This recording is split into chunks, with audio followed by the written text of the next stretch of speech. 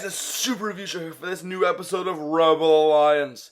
This will be the last episode of Rebel Alliance before the Star Wars The Force Awakens, and then the Star Wars Force Awakens review will come out after that.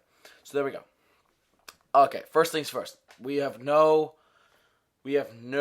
canon news for today. We only have movie news, which are a lot of great things for all you Star Wars fans. So here we go.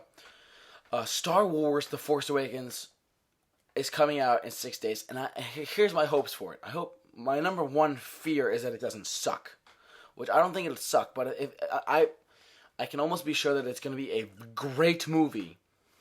But I can kind of sense it already. There's going to be like one or two things that I'm not completely happy with, but I'll be satisfied with the overall movie. I mean that's what I hope for. I hope for a great movie overall.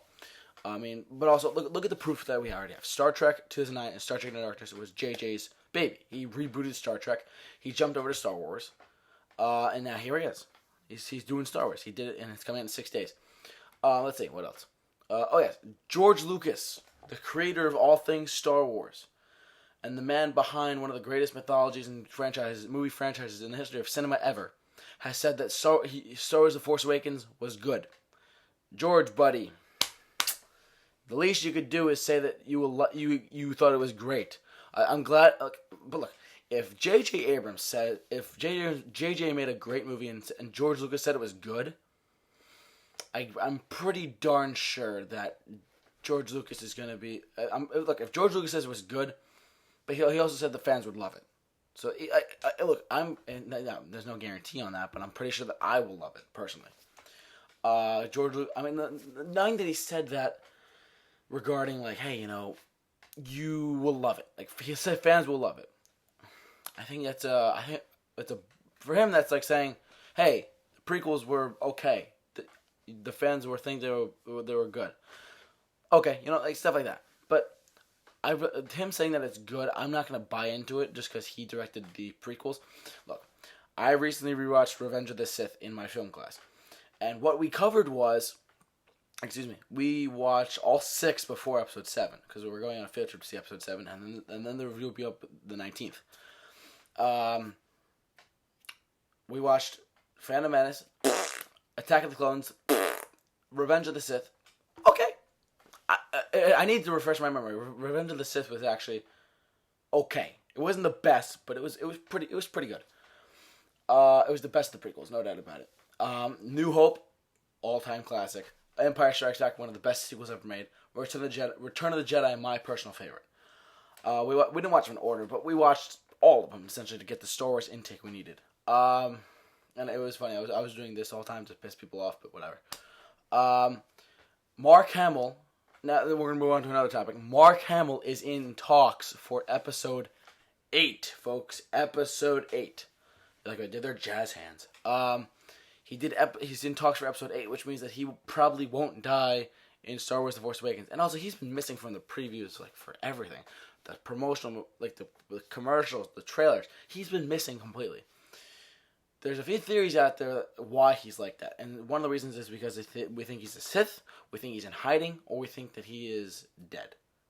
Well, I shouldn't say dead. That was just my idea. But these two, Sith and hiding, I like hiding a lot more. Sith. Okay. I could see him as a Sith. I don't know if I would like him as a Sith, though. You know what I mean? Return of the Jedi, he's fighting with himself. I don't know if I should become a Jedi or should become a Sith. Jedi, Sith, Jedi, Sith, Jedi, Sith. Stuff like that. He's in talks for episode 8, but that's why he's probably away from the marketing. Either he's hiding, or he is just a Sith. That's my bet is that he's hiding. Fingers crossed that I'm right, but if I'm wrong, I don't know what I'm going to do. Now let's move over to another part of the movie news. Is that Star Wars steel books of the original trilogy and the prequel trilogy DVDs are I take it back, not DVDs, Blu-rays are out in stores everywhere, or they're on sale very soon. Steel books, I'm not going to go too much into this. They're just collector sets, but they're basically DVD cases that are steel, like metal and stuff. And Steelbooks, it's the name. But they're out now. You can go check them out probably at Best Buy or Amazon or something. You can check them out there. what else? What else was there? Oh yes, one more thing I want to cover before I close out this episode of Rebel Alliance. Kathleen Kennedy made a statement recently saying we will pump out Star Wars a Star Wars movie every year forever as long as the fans want them. When they don't want them, we'll stop making them. That is a great thing, and it's a great thing because there's both sides. There's flip side to a coin. You have the how to put this. Good, you can get one every year, right? Or good and bad, because what if one sucks? There you go. You can think about it that way. Maybe here's my thoughts on how they're gonna go with first this new trilogy and then after that. So episode 7, spin-off 8. 7, Rogue One, 8, Han Solo, 9, spin-off, slide that over, Old Republic trilogy, Old Republic trilogy, and then 10, 11, and 12. Or better yet, 10, Old Republic Part 1, 11, Old Republic Part 2, 12, Old Republic Part 3. So therefore you have like Saga, Old Republic, Saga, KOTOR, Saga, KOTOR, you know? Stuff like KOTOR, by the way, is Knights of the Old Republic, just to let you know. So that's that. But overall, I think that Star Wars movies every year forever is actually a pretty good bet. I mean, look, there were huge gaps of time. Let's not forget this. Before 2012, there was gaps of time, like 10 years in between. 10 years between 2005 and with Revenge of the Sith and 2015 with Star Wars. There was a 10-year gap where nothing happened with Star Wars. Let's also look back with Return of the Jedi and Phantom Menace.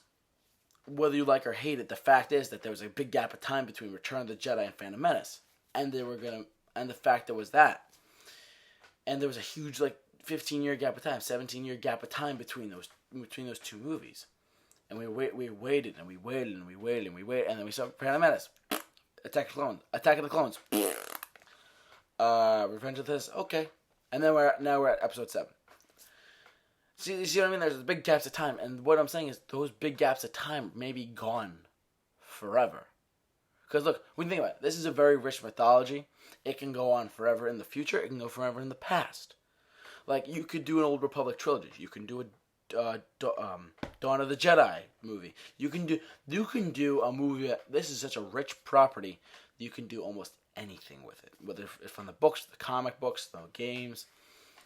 I think KOTOR, Knights of the Old Republic would be a great movie trilogy, personally, and I would like to see an Obi-Wan Kenobi movie between 3 and 4. A plethora of stuff that's on the plate. Lucasfilm right now saying, let's do this. You know, there's a lot of stuff there that they want to talk about. But we'll have to wait and see.